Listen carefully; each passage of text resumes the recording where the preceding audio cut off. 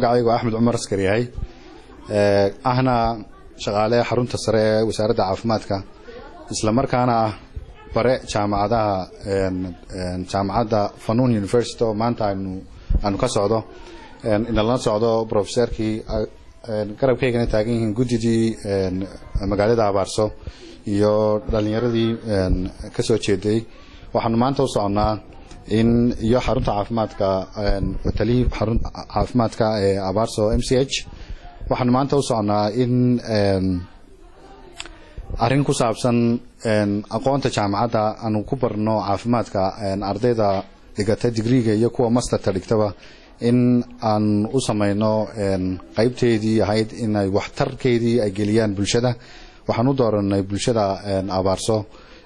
maadaama magaalada Hargeysa u dhowdahay dhawaanna MCH laga furay oo baahiyada caafimaad ay iska fir badan yihiin inaan si cilmiyeysan u soo saarno wixii dhib ay qabaan dhibaatooyinka jira marka maanta si fiican loo soo dhaweeyay hawshaas aan u soconay muhiimaduna waxa weeyeen in la soo saaro wixii dhib ay jira iyadoo la isticmaalayo wixii data ama information MCH ka yaalay sanadkii ugu dambeeyay furnaa wixii dad yimid ee isticmaalay adeega iyo baahiyo ay qabeen sidoo kalena bulshadana guri aan u tagi doono iyo dadyoga inta suuqa iyo inta xaafadaha aan soo wareysan doono dhibaatada ay qabaan xaaladahooda ay ku sugan yihiin iyo wixii markaa hadhow tole ay cabasho xagga caafimaadka ka qabaan waxaan sameyn doonaa inaanu waxa la soo ururiyo dhinacyada kala duwan laga soo ururiyo dhamaan aanu isku wada keenno kadibna aanu u soo bandhigno jaamacadda ay u soo bandhigto gudida muxuu ahaa degmada iyo maamulka degmada iyo xarunta caafimaadka iyo sidoo kale wasaaradda caafimaadka labadeeda heerka Maroodijeex region iyo national region ba marka taas waxay iman doontaa jaamacadda ku casuumi doonta dhamaan intaan xusayba laakiin waxay iman doontaa markaan soo dhameystirno waxoogaa kadib waana lagu soo casuumi doonaa waxaan ku soo casuumi doonaa gudida qaybaheeda kala duwan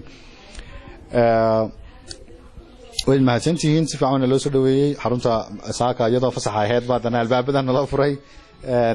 bulshadu way soo dhaweysay oo gudida soo dhaweysay dhalinyarada nagala soo qayb gashay aad baad u mahadsantihiin wixii ka soo baxana waan shaasi qurux badan baan ka soo qayb galin doonaa bismillaahir rahmaanir rahiim alxamdulillahi rabbil caalamiin wal aaqibatu lil muttaqiin wala udwaana illa ala dhaalimiin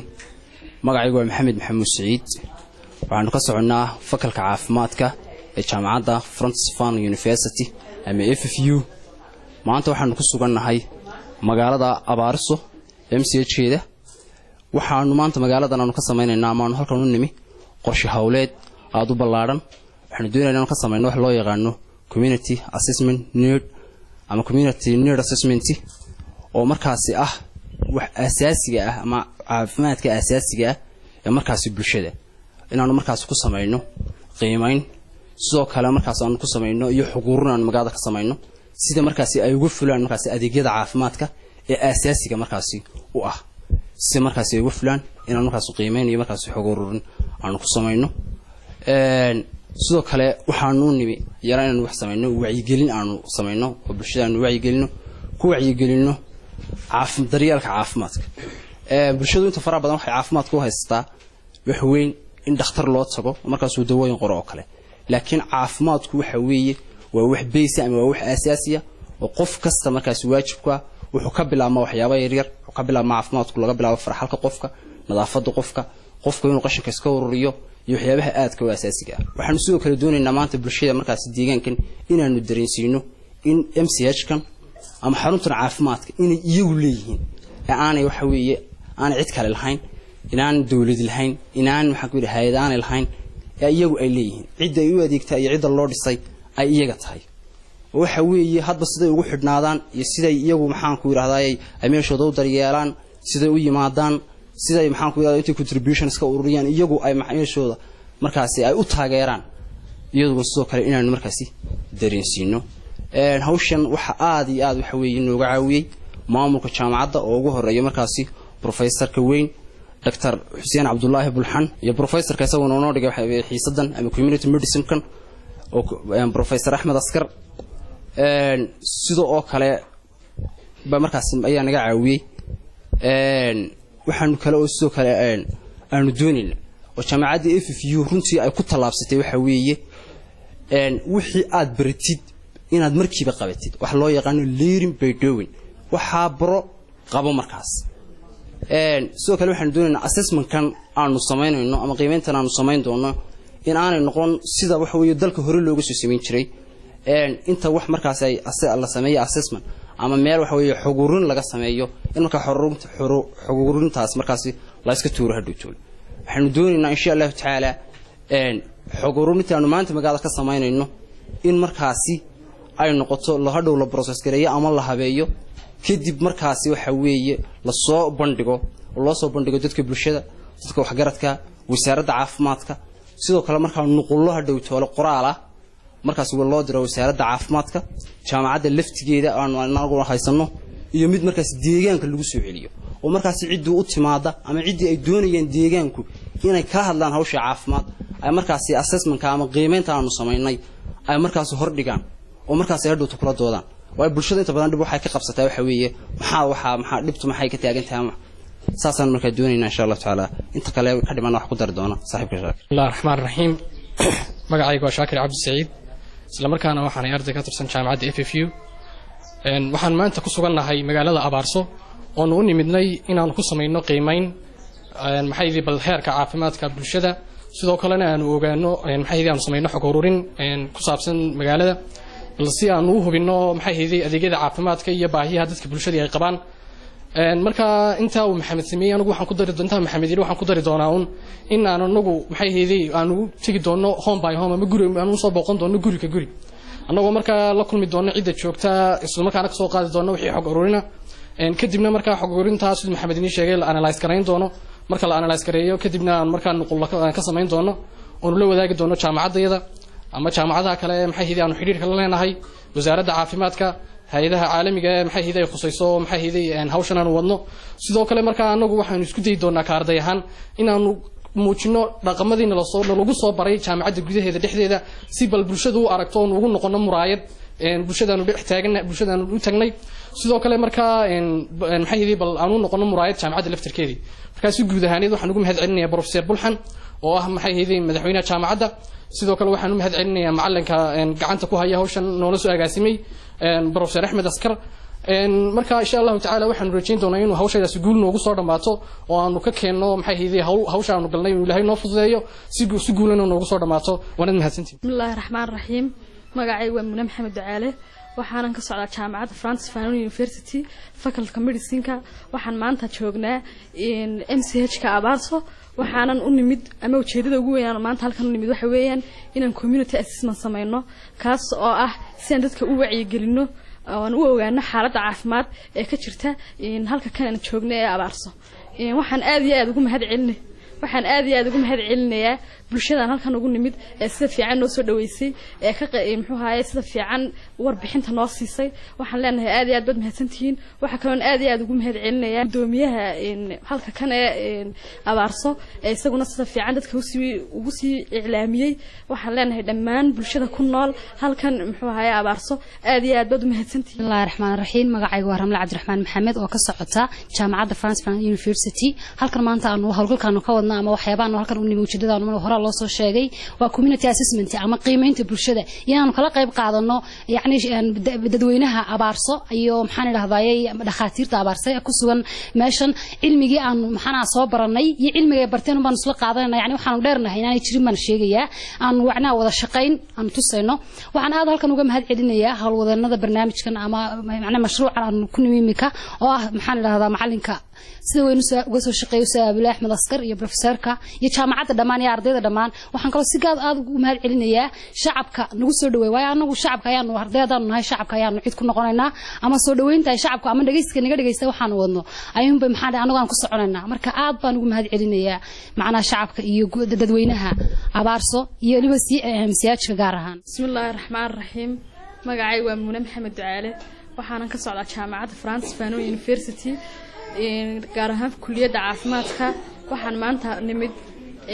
tuulada Abaarso waxaan u nimid san dadweynaha aan u ogaano heerka caafimaad ee tuulada ku sugan tahay waxaan imika halkan aan fadhinaa waxa weeyaan MCH-ka Abaarso waxaana nala sugan bulsho aad u fara badan taasoo doonayna in aan muxuu ahaayay u sheegno muxuu ahaayay caafimaadka gaar ahaan annagoo kala hadli doona dhinaca nafaqada oo u sheegi doona nafaqada waxay tahay iyo cuntooyinka nafaqada leh waxa kale oo u sheegi doona nafaqa darrada waxay tahay annagoo sharaxayna waxa kale oo u sheegi doona naas nuujinta iyo habkii ay hooyadu ilmaha naaska u nuujin lahayd iyo dhammaan faa'iidooyinka ay leedahay naas nuujintu waxaanaanu imika bilaaban doonaa insha Allah hawsheeda. Marxiim waxaanu ahayn team dhaqaatiir macallimiin iyo arday isku jirta oo ka socda jaamacadda Francis Fanon University waxaanu maanta booqasho ku nimi degmada Abaarso booqashadaasoo daaranayd u kuurgalka xaaladda caafimaad ee deegaanka daweyn tababar la tababarayo community-ga ku nool deegaanka oo qaar kamid ah ardaydu ay tababarayaan xog ururin aanu ka sameynayno xogii hore MCH-ka uu sameeyay si wanaagsan baa degmada laynoogu soo dhaweeyay qaybaynu isu qaybinayo qayb waxay qaabilsan tahay qaybta wacyigelinta iyo waxa weeyaan tababaridda waxa weeyaan hooyooyinka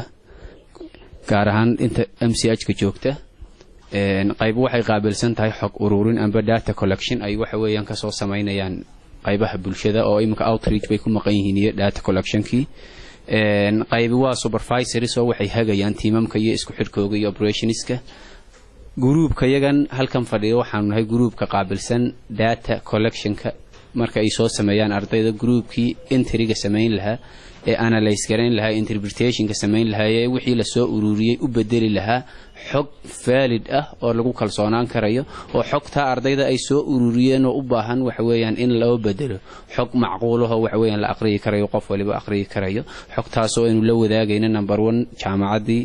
MCH-kan in waxa weeyaan martida u nahay wasaaradda caafimaadka iyo hay'adaha ay qusayso marka teamka iyagana hawshan qaabilsanayn u fadhina halkan waxa weeyaan xogta la soo ururiyo inaynu analyze karayno number 2 health records-kii hore yaalay MCH-ka inaynu waxa weeyaan eegno tibeetana last waxa weeyaan yar waxay qabteen aan wali in waxa weeyaan aynu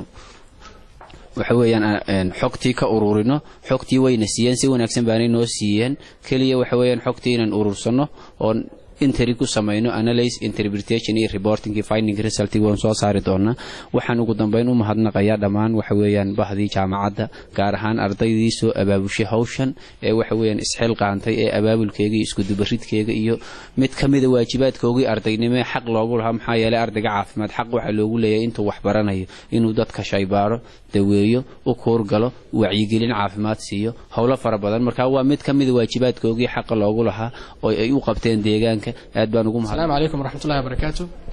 Magacaygu waa Shaakir Cabdi Saciid. Isla markaana waxaan ahay arday dhigta fakalka medicine-ka ee jaamacadda Francis Fanon University. Waxaan ku jiraa semesterkii 7 isla markaana sanadkii 3. marka maanta waxaan halkan ka wadnay community assessment ka qaybta wacyigelinta ayaan anagu khushaynay marka wixii maxay yihiin information ama macluumaada ayaan marka la wadaagaynay dadka waxgaradka iyo maamulka iyo maxay yihiin dadka mas'uuliyiinta كمان واحد نسوي شيء إن أنا بقولك يجي سيدي بشدة وقريب قاعدين لهيب عافمات تيجان كودا هذين نقطة محي هذي عدالة دي هذين نقطة محل هذا هذه دي عافمات كبر شدة هذين نقطة إن قضاء بدك ردون بين إن شاء الله تعالى مكان قبض هذا زود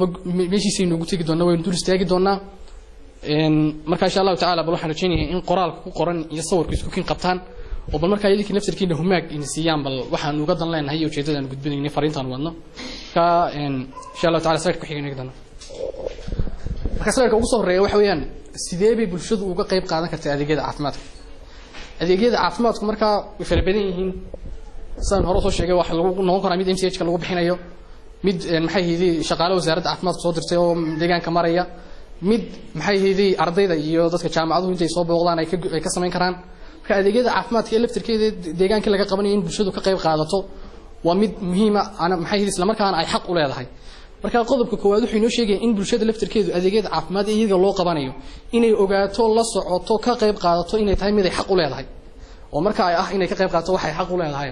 qodobka labaad wuxuu sheegay isaguna in hadii bulshadu maadaama u xaq yeertay inay ka qayb qaadato hadii ay ka qayb qaadato faa'iidada ay dhalaysaa inay tahay wixii loo baahnaa inuu noqonayo wax midho dhalaya oo caafimaadkii bulshada loo baahnaa oo si waxtar leh bulshadu wax ugu qabanayo marka imika sawirka halkan inoo yaala waxa weeyaan carruur ku dhacay nafaqa darro caruurta markaa maxay yidii waxa loo sameeyay maxaa la dhahdaa kaalmeyn baa loo sameeyay kaalmeyntii loo sameeyay waxay keentay inay ka soo kabtaan nafaqa darradii marka sawirkaas wuxuu gudbinayaa bulsho ka qayb qaadatay nafaqa darradii caruurtooda ku dhacday oo maxay yidii si wanaagsan markaa uga qayb qaadatay qodobkana markaa wuxuu sheegayaa in markaa loo baahan yahay bulsho firfircoon oo dhan walba ku lug yeelan kartaa maxay yidii caafimaadka markaa in bulshada firfircoonaato una soo jeedaa maadaama ay wixii xaq u lahayd uga qayb qaadatay bulshada u soo jeedaan marka saddexda qodob insha Allah taala adeegada ka qodobka kale waxaan eegaynaa waxa weeyaan sidee bay bulshada laftirkeedu uga qayb qaadan kartaa marka hore waxaan soo sheegnay inaynu sheegnay in bulshada xaq u leedahay in maxay yidii aynu ka soo hadalnay ka qodobka kale waxa weeyaan in bulshadu marka sida ay uga qayb qaadan lahayd bulshadu waxa weeyaan qodobadan marka ugu horeysa bulshada inay wax ka qayb qaadato waa inay marka hore samaystaan in bulshada dhan lama kulmi kareen waa inay samaystaan cid matasha oo marka danaheedii iyo hawlaheedii iyo waxeedu washa oo danaheedii iyo hawlaheedii waxa marka u wada marka bulshadu waa inay yeelataa cid matasha oo gudiya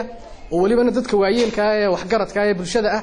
kuwaasoo maxay yidii khibrad iyo aqoonba u leh deegaanka isla markaana gudbin kara maxay yidii baahida maxay yidii deegaanku qabo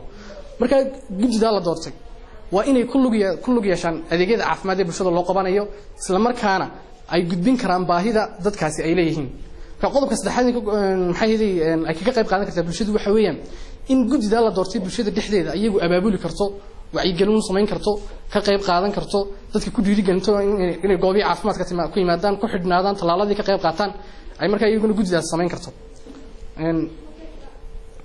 marka haddaba maadaama aynu soo sheegnay inay bulshadu xaq u leedahay inay ka qayb qaadato qodobada ay kaga qayb qaadanaysay haddaba bulshadu inay ka qayb qaadato caqabadaha hor istaagi kara maxaa ka mid ah waxaa ka mid ah in bulshada laftarkeeda iska dhagatirto ama aanay tixgelinba adeegyadii caafimaadka goobaha MCH lagu qabanayo dadku soo buuqan waayaan MCH-koodii oo iska noqdo dhismo meesha ku yaala oo marka ay iska hormaraan oo aanay tixgelinba oo dadna ay hawl kaga baxday maalin walba imaadaan ka shaqeeyaan iyagina cidiba ku soo buuqan weydo ta kalena waxa weeyaan in bulshada laftarkeeda isku dhac iyo maxay yidii isfaham darro ku tixdimaato taasi oo abuuri karta in wixii socon kar waayo haddii markaa bulshada isku dhacdo laftarkeeda wixii markaa kama socon karayo qodobka kale waxa weeyaan in dadka mutadawiciinta ah ee bulshada dhexdeeda ku jira ay yaraadaan oo qofkii dadku tiraado war adeeg u soo baxa oo kale waxaan la qabtay cidiba ku yimaanba weydo taasna waxay imanaysaa in adeegyada suura gali waayaan oo maxay yidii bulshadii markaa iyaguna ay ku yaraadaan marka caqabadaha maxaa laga gudbi karaa caqabadaha waxaa laga gudbi karaa in la sameeyo gudi firfircoon oo markaa adeegyada iyo waxaan isku dubarida bulshadana markaa dee lug leh oo maxay yidii dadku soo istaagayaan oo markaa dee lug leh sidoo kale waxaa loo baahay in dadka aqoon-yahanka deegaan walba wuxuu leeyahay dad aqoon-yahana dad maxay yidii wax garada marka in dadkii aqoon-yahanka ay deegaanka laftarkoodu lahaa waayo waxa laga yaabaa in qofkii in qof kale meel kale ka yimid aan laga ixtiraamin deegaankii laakiin qofkii isagu deegaanka ahaa la ixtiraamo oo la dhageysto isla markaana uu markii isagu saameyn badan ku yeesho deegaankii si adeegyada caafimaadka dadku uga qayb qaataan midda kale waxa weeyaan in adeegyada la fulinayo laftarkeeda dadka loo fulinayo ay u arkaan iyaga wax loo qabanayo ma aha in ay u arkaan qof inuu mashruuc soo qaatay ama cid kale ay waxan wadato ee ay u arkaan iyaga wax loo qabanayo si markaa bulshada uga qayb qaato waa in sidoo kale in la helo dad mutadawiciin oo fara badan oo markaa bulshadii ka tirsan si wixii u fududaadaan markaa qodobka way ka gudbina qodobka kale inuu gudbina wax weeyaan sidee bay bulshadu uga qayb qaadan kartaa kor u qaadka ama horumarinta caafimaadka in kor loo qaado ama horumar lagu sameeyo caafimaadku waa waxa caalamku maanta wada hiigsanayo ka inaga laftarkeenu caalamkeenu daba soconaa marka waxay marka horumarinta caafimaadku waa qodobka ugu muhiimsan ee dunida marka hoggaansanaysa marka daba si taas u dhacdo waa in marka ka qaybgalka marka la sheegayo maxay yidii horumarinta caafimaadka bulshada ay ka qayb qaadanayso wuxuu ina tusayaa marka ugu horeysa haddaad bulshada marka soo dhex istaagto haddaad aragto bulsho ka qayb qaadanaysa horumarka caafimaadkeeda wuxuu ku tusayaa aqoonteeda soo jeeda in bulshadaas bulsho soo jeeda tahay in bulsho wax qabsanaysa tahay marka waxaynu eegi karnaa bal qodobada ay marka bulshadu ka qayb qaadan karto adeeg maxay yidii horumarinta caafimaadka waxa ugu horeeya basiga asaasiga waxa weeyaan fayadhowrka deegaanka ama kii gurigaaga ha noqdo ama kii naftaada ha noqdo ama kii sabada iyo deegaanka kugu xiran ha noqdo marka kaasa u ah in la sameeyo horumarinta caafimaadka ama wax afka qalaad lagu yiraahdo health promotion marka sidoo kale waxa muhiim in wacyigelin la sameeyo oo dadkii wax laga maqlay hadii cuqaashi noqoto hadii salaadiintii noqoto hadii dadkii aqoon-yahanka noqoto hadii hooyooyinkii noqoto in dadkaas marka laftirkoodii ay wacyigelin sameeyaan oo bulshadii wacyigeliyaan si wixii noqdo wax la qaban karo oo maxay yidii la taaban karo sidoo kale marka waxa muhiim ah marka la sameeyo health promotion waxa loo baahan yahay in bulshadu istaakulaysato waxna isku darto waayo waxa laga yaabaa qof in aanu awoodi karin in uu iska fogeeyo xashiish laakiin adigu aad awoodi karto dhaqaalihi aad kaga fogeyn karaysaa aad hayso ashada tiraado waa jaarkayga oo maxay yidii isugu iska hagaajiyo haddaanu isugu awoodi karin adigu uu maxay yidii u samafal oo ka xashiish ka fogeey taasina marka waa qodobka in bulshadu wax isku tarsato oo wax isku geysato qodobka afraad marka oo maxay jeedaa qodobka ugu caqabadaha ama qodobka afraad wax caqabadaha hor iman kara bulshadu in ay ka qayb hor istaagi kareen bulshadu ka qayb qaato horumarinta caafimaadkeeda waxa kamid ah mabaadiida iyo dhaqamadii caqiidooyinka dadka aaminsan yihiin qof islaam baad islaamku wuxuu ku farayaa nadaafadda marka nadaafadii hadii aad maxay hidii aqeedadaadii iyo waxaagi hadii maxay hidii ka hor istaagaan maxay hidii inaad ka qayb qaadan weydo nadaafadii iyo deegaankii iyadu waxay noqonaysaa mid markaa maxay hidii mushkilada oo dadkii hor taagan sidoo kale markaa waxa iman karta in dadku mabaadiida iyo aqeedadii aaminsan yihiin ay tahay xashiishka alan ka qaad dawladda hoose waxaan qabanaysay maxay hidii meel yar halkan oo kala dhig bulshadu ku tarjumi mayso inay wixii isku darto ururiso iyagii ku tala galaan inay iska fogeeyaan maadaama uu waxaan yahay maxay caafimaadkooda uu dhibayo marka waxa bulshadu inay ku tarjunto iyadu maxay yahay mabaadiida khaldan iyo afkaarta khaldan ee ku dhex jira inay iska saarto sidoo kale waxa jira marka health promotion la sameeyo waxa jira talaaladaas marka waxa laga yaabaa dadku inay koodhanayaan dhashii baan laga joojinayo maxay yahay oo aan dhashii laga talaalaya waa fikir khaldan oo dadkii kor istaageen caafimaadkooda kor loo qaado marka in afkaarta iyo waxa dadka maxay yidii ay ka mid tahay qodobka kale waxa weeye in dadkii la dhiirigelin qofka hadduu bulshada wax u qabto waa in la dhiirigeliyaa marka bulshada laftirkeedu marka dadkooda iyaga wax u qabta waa in la dhiirigeliyaa sidoo kale marka waa in wacyigelin la sameeyaa marka qodobka kale uu gudbina sidii marka loo hortii kara qodobadaas waa in kor loo qaado wacyiga bulshada oo aqoonteeda iyo maxay yidii in bulshadu ogaato maxay yidii habsami socodka iyo maxay yidii inay la socoto oo bulshada la wacyigeliyo markay talaaladu soconayaan marka nadaafadda la ururinayo in bulshada laftirkeeda la isku soo baxo oo la yiraahdo ka qayb qaata sidoo kale inaanay bulshadu dheersan maxay yidii ka qayb qaadashada arrimaha caafimaadka oo aanay noqon wax yar iska la yiraahdo maalinta mikrofoonku laga maqlo oo meelaha suudan laga dhigeysta aanu noqonin ama raadiyada laga noqon wixii wax hirgala noqdo sidoo kale marka la dhiirigeliyo cidda wax qabata dadkana loo sheego xaqiiqada dhabta ah waayo wax bulshadu iyadaana runta isfahansiisa iyadaana beenta isku sheegta marka dadka bulshadii hadii marka hore qofku uu runta uu gudbiyo wax tar bay noqonaysaa way laba qofood run sheegtay ayaa keeni kareen maxay horumar dhan yimaado faa'iidana qofkaas marka sidoo kale marka waxaynu eegi doonaa adeegyo caafimaad baa la fuliyaa maxay shaqaale caafimaad baa la qoraa maxaa la yiraahdaa waxyaabahaas oo dhan ee la samaynayo waxa muhiim ah in si cadaalada maxay yidii marka bulshada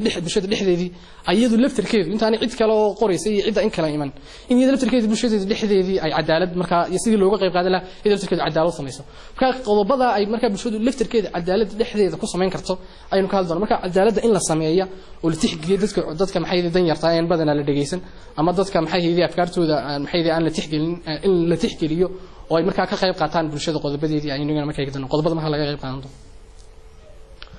marka waxaynu eegi doonaa qodobada hortaagan balin cadaalad bulshada loo sameeyo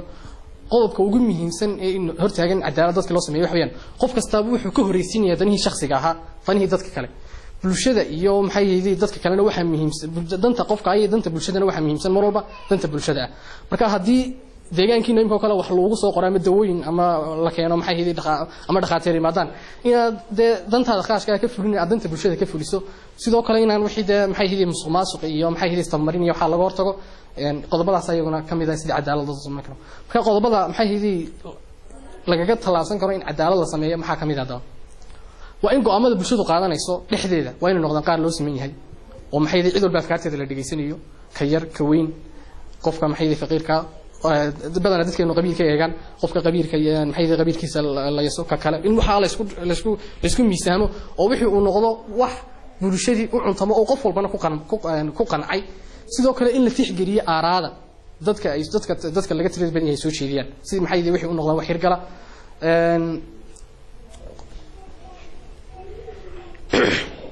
marka intaas aynu ka gudbaynaa bal sidii bulshada cadaalad sameeyay marka qodobka ugu dambeeyay soo jeedinna waxa weeyaan ka qayb qaadashada bulshada ee dhinaca dhaqaalaha maanta waxaynu majeeranaynaa inuu higsanaynaa inagu dunida saddexaad baa laynagu tilmaamaa waxaynu higsanaynaa waa dunida horumartay dee inta iyaga hay'ado yimaadeen dee may caawinin iyaga imka hay'ado caalamka caawiya inaguna marka dee inay iyagu wadadii hore ay u qaadanay noo muhiimsan marka iyagu waxay wax ku noqdeen waa iskaashiga wax isku darsiga iyo wax wada qabsiga marka bulshadu waa inay ku tarjuntaa inay bilowda hawlaha ay ka mid yihiin iska wax u qabso oo iyadu nadaafadii sida imka dadka aynu arkaynaa imka dadkaas waxay iska ururinayaan maxay yidii dhagaxaantii wadada yaalay oo ay banaynayaan maxay yidii sidoo kale wax iska ururinayaan qashinka barnaamijka wadana waa dad iska wax u qabsanay marka sawirkaas wuxuu ka turjumayaa in dadku ay isugu soo baxaan barnaamijyo iska wax u qabso ah oo ay ku horumarinayaan adeegyadoodii caafimaadka maxay yidii sidoo kale ay kor ugu qaadayaan caafimaadkoodii marka qodobada ay bulshadu dhaqaale ahaan kaga qayb qaadan karto maxay yidii adeega caafimaad qof walba waxbu haystaa qof ilaahay aqoon buu siiyey qof ilaahay meel buu siiyey qof ilaahay muruq iyo wuxuu siiyey awood qof walba intiisa yar uu hayo haddii uu ku darsado oo aanu kala bakhaylin bulshada waxay noqonaysaa waxtar weyn marka iminka dadkeena xoolo dhaqatada oo kale waxay ku darsan karaan xoolo dadkeena kale qofka lacag awooda wax ku darsan karaa dhaqaale sidoo kale waxa bulshada wax loogu qaban karaa resourceska ay leedahay in marka guri la dhisayo deegaanka ma dhagax laga soo ururiyo dhagax laftirkiisu waa resourceski marka bulshada ku dhislay marka waxa loo baahan yahay maadaama dhagaxii la helayo ciidii la helayo biyihii la helayo waa muruqi iyo dhaqaalihii yaraynta yareen naga dhaman kana in bulshadu marka iyada ay ku dhisto maxay heedii resourceskeeda ama khayraadkeeda iyo maxay heedii dhaqaalaheeda iyo shaqaalaheeda in ku dhisto bulshada marka caqabadaha ku gudban in bulshadu ka qayb qaadato maxay heedii dhaqaale maxaa kamid ah qodobka ugu muhiimsan waxa weeyaan bulshadu aan is aaminin imka hadii qof lacag loo dhiibo waxa uu qofkaas uu cunaya ilaahu mu sheekhana ahaade marka hadii bulshadu is aamini weydo oo dhaqaalihiis ku dhiibi weydo qofkii maxay yihiin mas'uulka u hay lacagtii ku aamini weydo oo wixii iska soo urusay ama wixii iska soo darsatay ay cid ku aamini weydo iyadana marka wax la isku dareemayo waa loo kala jaakay lacagta waa loo kala jaakiraya qodobka labaad waxa weeyaan in bulshadu waxaan isku daraysaa ay aragtay in iyadu wax ku qabsanayso ayaanu arag cidda qaadatay inay wax ku qabsanayso ay u aragtay in iyadu wax loogu qabanayo qodobka saddexaad waxa weeyaan cidda lacagta ururinaysa laftirkeeda in la xisaabtamo oo dabagal lagu sameeyo si wixii uu noqdo qofka uu mas'uuliyad isku saaro qodobka labaad qodobka saddexaad waxa weeyaan qodobka afraad hortaagan waxa weeyaan bulshadeena waynu ognahay badan dadkeena wadada iska dan yara inaan marka la fadhiisinayo ama marka la qaybinayo ama la qorsheynayo lacagta laga qaadi karo qofka maxay uu bixin karayo inaan xagga ugu sareysan lagu dhufan la eego danta iyo maxay heediyeen waxa dad wadciga bulshada ku sugan tahay si loo ogaado marka baahida maxay heediyeen wax laga qaadi karo qofka uu awoodo ka qodobada marka caqabadihi ay koos caqabadihi baahan sidee marka laga goorsan karaa waxa laga goorsan karaa in qofku marka dadka wax ururinaya ama gudidu inay ku tarjumto dhaqaalaha qofkani awoodayo muxuu qofkani awoodaa hadduu 4 neef haysto ku tiraado 3 neefkan meeyde qofkii ka bixinaysa ka weyn qofkii wuxuu bixin karayo ku tarjumaa laga qaadi karayo waa in la abuuray aaminaad loona sameeyo in marka gudi la aamini karo oo bulshadiya in dhaqaalihigana ay ururiyaan oo loo dhiibo sidoo kale in la muujiyo hufnaan marka wixii bulshada laga ururiyay wax la taaban karo ay dadkaasi ku qabtaan ayaa laga gudbi karaa caqabadaha marka intaas ku dhan yahay man maleynaya wixii aanu idin soo gudbinaynay wixii su'aalaad qabtaan wadna weydiin kartaan discussion-ka dooduna way noo furan tahay marka kulleeyna faa'iideyna waan maleynaya marka intaas insha Allah ta'ala bismillaahir rahmaanir rahiim anoo magacaygu yahay Shams Matar Maxamed kana tirsan shaqaalaha MCH-ka halkan waxa ka shaqeeya 10 qof oo iskugu jira neersan sanary iyo ayaa ka shaqeeya waxaan u mahad celinaynaa qolada jaamacadda iyo professorka bulxan ee nagu soo booqday MCH-ka waan u mahad celinaynaa sidii aanu doonaynayna waa awal barajeynayna inoogu yimaadaan waanu mahad celinaa waanu ku soo dhaweynaynaa MCH-ka waxa ku xidhan 10 laamood baa ku xidhan oo ah booladiidaha bildaan qurux arwaadhowr gobdheer oromada guul alla waxa ku xidhan 10 laamood 10 ka laamood marka la isku geeyo tiradoodu waxay noqonayaan 6000 oo qof bay noqonayaan maanta dadka waxa ku dhacay abaar aad iyo aad u badan waxaanu ku marnay kormeer talaalkii waxaanu aragnay dadkii oo aad iyo aad u dhibaataysan wixii rag ahaana neefaduu hadhay ee waqooyiga wixii dumar ahaana ay saa u taagan yihiin qolqolada iyagiyo wallahi aad iyo aad u dhibaataysan oo macluuna waxaanu ka codsanaynaa hay-adaha dawladda kuwa maxalliga ah wasaaradda caafimaadka wixii khuseeya inay si degdeg dadkaasi dhibaatada haysata ay ugala soo qayb galaan ayaanu ku soo aragnay kormeerka aanu qabanay marka waan ku soo dhaweynayaa way mahadsan yihiin dadka nagala soo qayb galay iyo inta la socotaba ardayda jaamacadda way ku mahadsan yihiin insha Allah waxaanu ka rajaynaynaa xog fiican in ay halkaas kala kulmaan iyaguna ay nooga si degdega ay nooga soo jawaabaan MCH-ka oo aan qalab fiican aan lahayn marka qalabkaas oo ka mid ah leebkii dhiig lagu qaadayay dhiig qaadidii iyo waxyaalo badan oo ay ka mid yihiin qalabka sariiraha ay ka mid yihiin waxa noogu sii daran waxa weeyaan ambulance-ka halkaas iyo booladiidaha marka gabadhii la yiraahdo gabadhii degdeg baaba xaaladeedu waa degdeg annagana gaari ma haysano amana gaari karno gabadhii halkaas aba dhiig baxbaaba u dhimanaysa waana deegaan aad u ballaaran oo dee aad u ballaaran marka waxa lagama maarmaana ambalaaskaasi waa lagama maarmaan oo de aad iyo aad ayaanu u kala fognahay meelihii au MCH-ka ku xidhnaa aad iyo aad ayay u kala fogtahay caruuraha waxa ku badan nafaqa darrada ayaa ku badan marka kaasina waad ku dari doontaan insha Allah waad mahadsantii bismillaahir rahmaanir rahiim marka hore waxaan salaamayaa waaxdan caafimaadka ee maanta booqashada lagu timid ee kormeerka mas'uuliyiintan hogaaminaya qaybtan daryeelka ee xanaanada iyo dhalinyarta dhammaantood waan salaamayaa salaan kadib anigoo ku hadlaya magaca guddidan deegaanka run ahaantii hawl aan u baahnayn oo aad iyo aad aan ugu baahnayn ayay noo wadaan tiimka maanta noo yimid ee jaamacadda waxaanu leenahay waan ku mahadcelinaa waan ku soo dhaweynaynaa aad iyo aad baan ugu soo dhaweynaynaa hawlaha ay maanta duubayaan ee ay xog ururinta yacni waxa weeye mid aan u baahnayn muddo badanna raadinaynay in la helo bal xogta dhabta ah ee deegaankan ka jirta si caafimaadkooda daryeelkooda xaaladda ay taagan yihiin loo sugo oo loo ogaado dabeetana ay ka soo baxdo macluumaad wax lagu qaban karaa waanu u baahnay waanu ku soo dhaweynaa aad iyo aadna waan ugu faraxsanahay waxaanu leenahay hawsha waan la garab gelaynaa insha Allah xanaanaduna tiimka meesha muddo shaqeynaysay waxa weeye wax badan bay qabatay oo deegaanka baahi badan oo ka maqnayd bay wax u qabatay taasoo dumarkan foosha dumarka ilmaha nuujinaya dadka iska daciifka intaba ay wax badan u tagtay kulley baahi ma dhamaato wax badan baa ka maqan oo maanta ay u baahan tahay xanaanadu inay hesho oo deegaanka ay wax ugu qabato deegaankuna run ahaantii waa deegaan ballaaran oo ka kooban 10 laamood waanu aad kala fog yahay ilaa tuulo meel walba isku jirtaa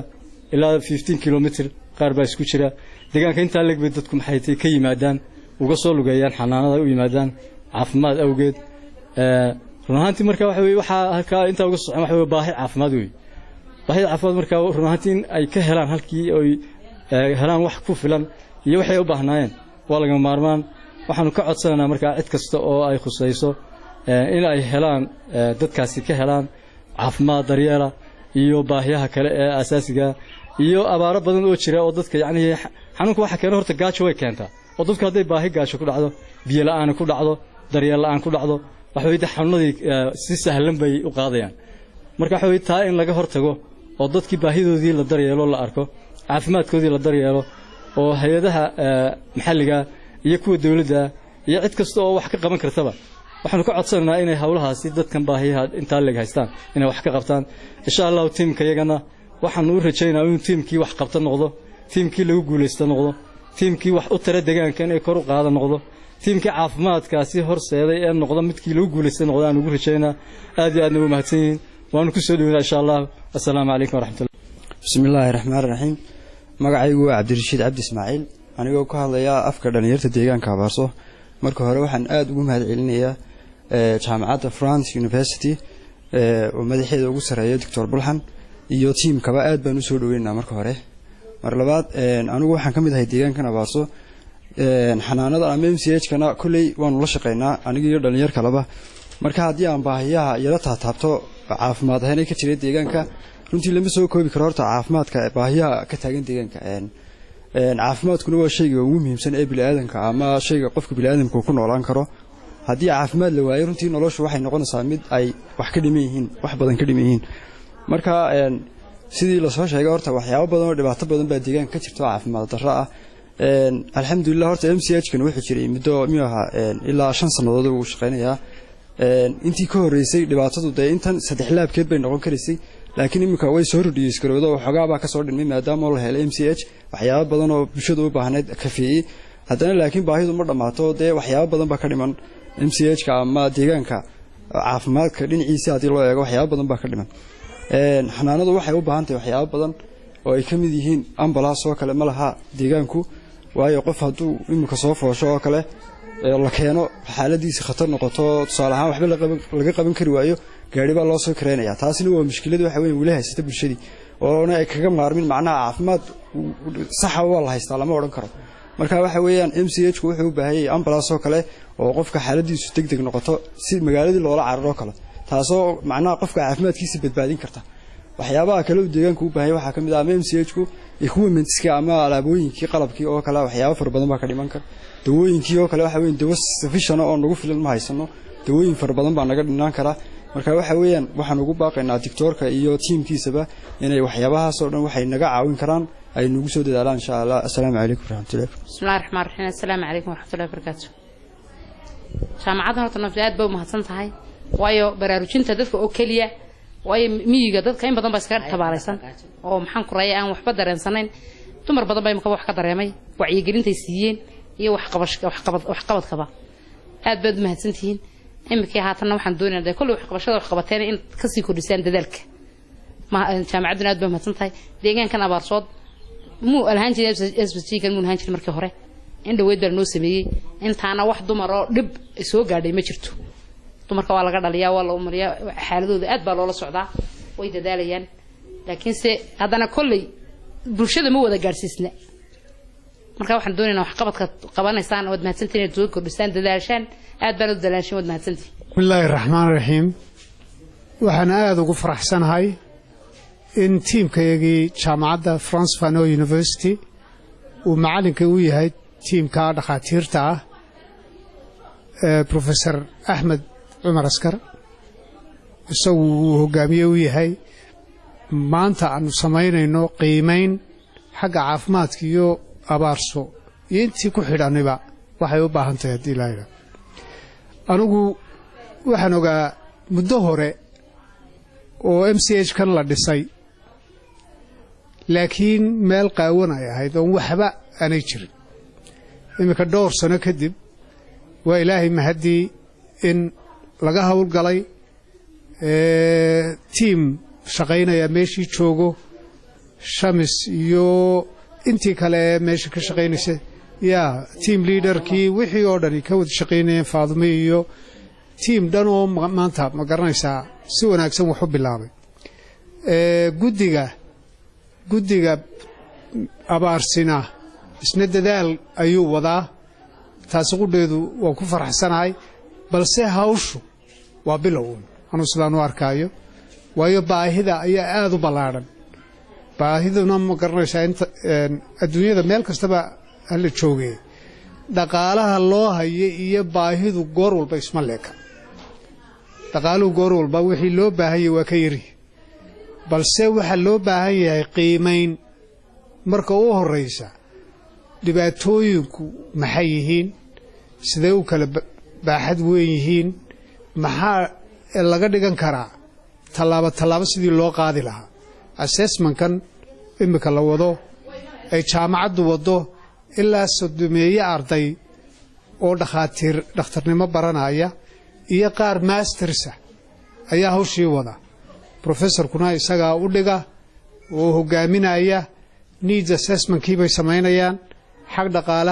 hadday noqoto xag caafimaad nooc walba rag iyo dumar dad waaweyn caruur xaafadihii bay ku soo wada wareegayaan ay wixii deegaankiiba ku soo wareegayaan marka hawshii ayay wadaan waxa kaloo samaynayaan nutritional assessment dhiikarkii bay samaynayaan wax ballaaran hawl ballaaran weey taa markaa imika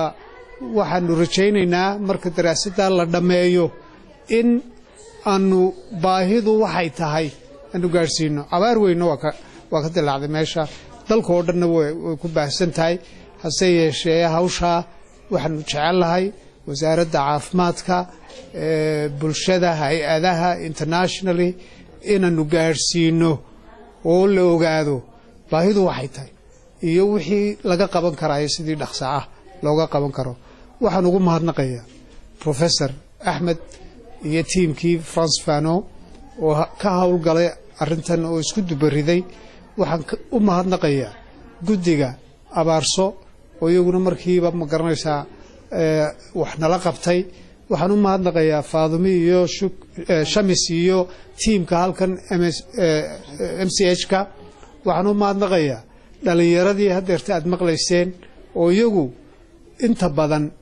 jaamacad bay ku jiraan abaarsay ka tagaan jaamacadihii Hargeysay ayay ka dhigtaan wayse ku nool yihiin rajo wanaagsan bay magaaladu leedahay waayo dhalinyaradeedii kamay wada dareerin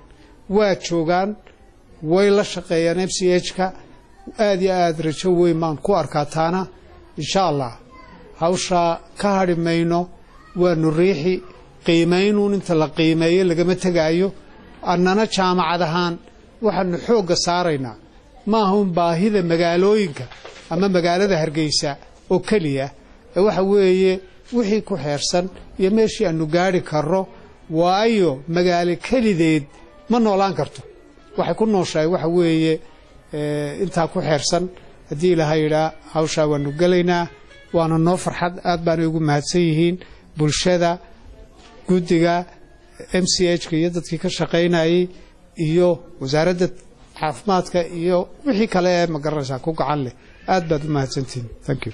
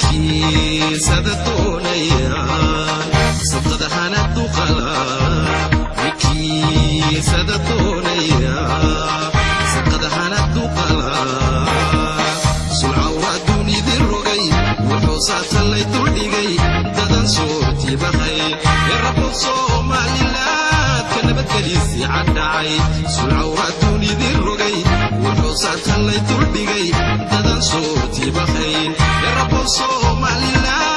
كنبت لي في عدعي